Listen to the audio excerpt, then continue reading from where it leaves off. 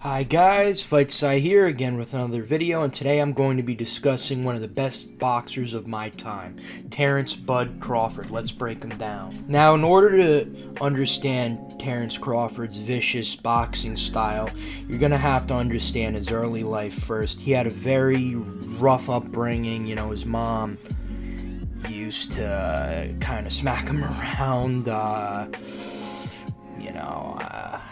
I can sort of relate, not getting too deep into that.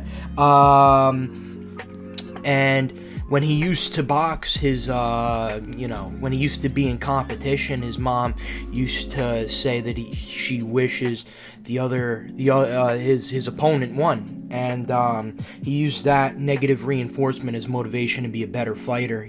Tough love, but I guess it ended up working out in the end. Probably the most significant and traumatizing event of Terence Crawford's life that actually turned his life around and created a 4-division, 2-time undisputed champion. He was at a dice game and he ended up winning, and one of the participants didn't like how they had lost, and he was in his car and they ended up shooting him in the head, and he somehow miraculously survived. When he had just turned pro, he ended up driving himself to the hospital. If that isn't gangster, I don't know what is. And he was willing to fight later on that day, but obviously they had to cancel it, his upcoming fight. And obviously, as I mentioned before, he's a 4-division champion, going all the way from lightweight to junior middleweight, and at 140 and 147 he was 2-time undisputed. That being said, let's get right into the technical breakdown. Now, before I even start this breakdown, I think it's important to mention that Crawford is a switch hitter with a style loosely based on Hagler, except he does more outboxing and disengaging. Now, I'm just going to get right into the breakdown now. So, open stance, jab joust with Brook. Terence doing a good job getting off the line. Crawford feinting and shifting his weight to either side of the line, trying to see how Brook reacts to his subtle movements. Step feint jab from Crawford. Crawford hits Brook with a 1-2 out of southpaw to throw him off and give him a different look.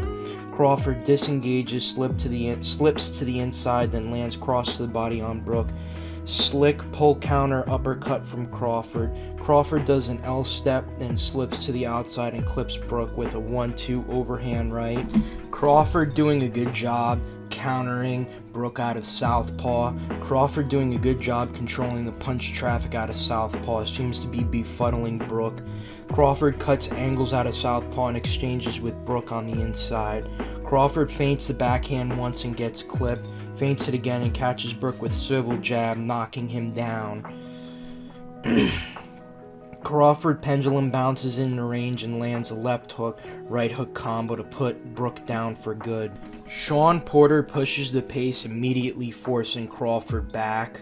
Now we're on the Sean Porter fight. Crawford moving laterally, Porter not allowing him to set his feet. Very smart on the part of Porter. Crawford lands a swivel jab on Porter. Crawford doing a great job of cutting angles on Porter on the inside, squaring up his stance for hooking shots, and also using a fencing jab to measure Porter.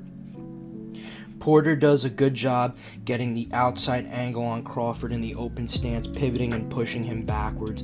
Good frame and disengagement from Crawford.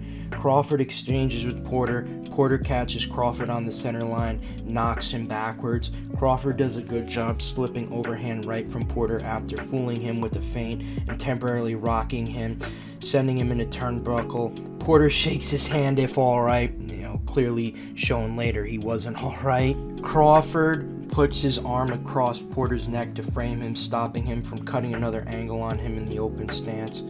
Porter doing a good job slipping on the inside. Also, sidebar, I didn't write this in my notes, but the way Porter was cutting angles on Crawford was very reminiscent of Lomachenko. I had to bring up my boy again, very explosive, very athletic. But continuing on, sorry, I meant Crawford is doing a good job slipping on the inside. Crawford disengages from left hook over the top from Porter and follows up with a left hook, right hook of his own. Backhand uppercut and double right hook out of southpaw for Crawford. Good body control in the clinch from Crawford to thwart attack from Porter. Crawford very slick, landing double straight left on the body on Porter.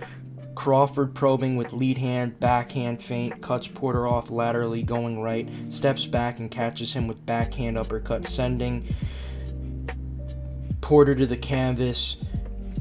He was not ready for Crawford's backhand and was over-anticipating because of it. Arm frames across Crawford's body, and Porter's head upsets Porter's balance. Crawford follows up with a series of left hook, right hook combos, sending Porter to the canvas once again. The end is near for Porter, then Porter gets waved off. Forgot to write that down. Terence Bud Crawford is without a shadow of a doubt one of the best boxers of our generation and will definitely be a first ballot Hall of Famer. Inactivity, however, I feel is hurting his career, but can't wait to see how a fight between him and Canelo pans out. This is Fightsci signing out.